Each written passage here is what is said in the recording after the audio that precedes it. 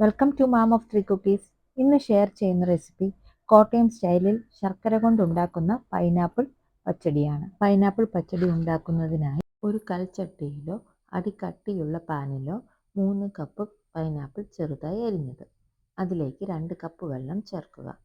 അടച്ചു വെച്ച് വേവിക്കുക. ഒന്ന് തിളച്ച് കഴിയുമ്പോൾ 1/4 ടീസ്പൂൺ മഞ്ഞൾപ്പൊടി, 1 ടീസ്പൂൺ മുളക് പൊടി, 1/4 ടീസ്പൂൺ ഉപ്പ് ചേർത്ത് നന്നായി ഇളക്കി യോജിപ്പിക്കുക.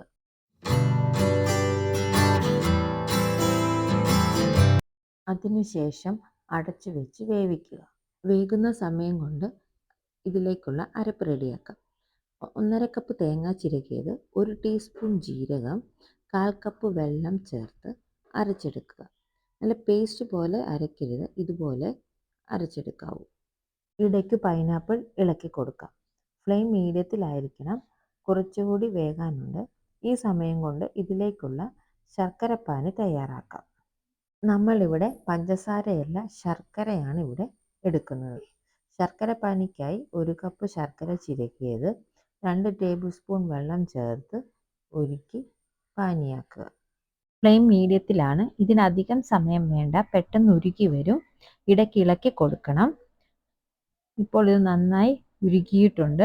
ഇത് ഒരു സൈഡിലേക്ക് മാറ്റി വെക്കാം. ഇപ്പോൾ കൈതച്ചക്ക വെന്തിട്ടുണ്ട്. ഇതിലേക്ക് അരപ്പ് ചേർക്കാം. അരപ്പിൻ്റെ കൂടെ 1/4 കപ്പ് വെള്ളവും കൂടി ചേർത്ത് കൊടുത്ത് അരപ്പിൻ്റെ പച്ച ചുവ മാറുന്നത് വരെ 5 മിനിറ്റ് വേവിക്കുക. കൈതച്ചക്ക നല്ല മധുരമുള്ളതെടുക്കാൻ പ്രത്യേകം ശ്രദ്ധിക്കണം, അല്ലെങ്കിൽ കൈതച്ചക്ക വേകാതെ കിടക്കും. നന്നായി ഇളക്കി യോജിപ്പിച്ചതിന് ശേഷം മൂടി വയ്ക്കുക. ഇടയ്ക്ക് ഇളക്കി കൊടുക്കാൻ പ്രത്യേകം ശ്രദ്ധിക്കണം. അതിനുശേഷം ശർക്കരപ്പാനി യോജിപ്പിച്ച് നന്നായി ഇളക്കി വെള്ളം വറ്റിക്കണം.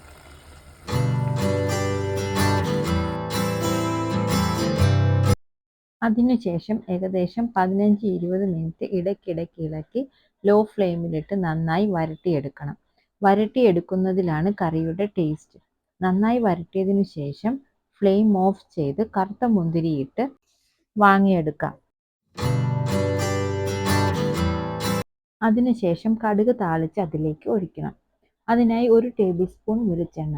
എണ്ണ ചൂടായി കഴിയുമ്പോൾ കടുക് പൊട്ടിത്തുടങ്ങുമ്പോൾ കറിവേപ്പിലയും വറ്റൽമുളകും ഇട്ട് 5-6 സെക്കൻഡ് വഴറ്റി ഫ്ലെയിം ഓഫ് ചെയ്ത് പൈനാപ്പിൾ പച്ചടിയിലേക്ക് ഒഴിക്കാം. പൈനാപ്പിൾ പച്ചടി റെഡിയായിട്ടുണ്ട്. സെർവിങ് പ്ലേറ്റിലേക്ക് മാറ്റാം. നന്നായി വരട്ടി ഉണ്ടാക്കിയ പൈനാപ്പിൾ പച്ചടി 5-6 ദിവസം വരെ കേടുകൂടാതെ ഇരിക്കും. ഉപയോഗിക്കുന്ന സ്പൂണിലും പാത്രത്തിലും വെള്ളമയമില്ലാതെ സൂക്ഷിക്കണം. കൊച്ചു കുട്ടികൾക്കും മുതിർന്നവർക്കും ഒരുപാട് ഇഷ്ടപ്പെടുന്ന കറിയാണിത്. എല്ലാവരും ട്രൈ ചെയ്യണേ. റിസൾട്ട് കമൻറ്റിൽ അറിയിക്കുക.